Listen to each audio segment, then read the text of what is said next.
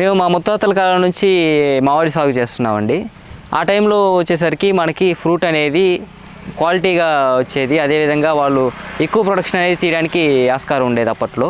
తర్వాత జనరేషన్స్ చూసుకునేసరికి మనకి జనరేషన్స్ మారుతూ ఉండేసరికి మనకి అన్ఎక్స్పెక్టెడ్గా అన్సీజనల్ రెయిన్స్ రావడం, ఫ్రూట్ డ్రాపింగ్ జరగడం, అదేవిధంగా ఫ్రూట్ క్వాలిటీ తగ్గిపోవడం అనేది జరుగుతూ ఉంది. మేము వచ్చేసరికి ప్రజెంట్ ఇప్పుడు ఫ్లవరింగ్ స్టేజ్ నుంచి ఫ్రూట్ హార్వెస్టింగ్ స్టేజ్ వరకు చాలా కేర్గా ఫ్రూట్ని మనం చేస్తామండి. మనకి ఫ్లవరింగ్ స్టేజ్లో వచ్చేసరికి కొంచెం జాగ్రత్తగా దానికి ఫ్లవరింగ్ అనేది డ్రాప్ అయిపోకుండా ఆర్గానిక్ ఫెర్టిలైజర్స్ అవన్నీ వాడుతూ ఉంటాం.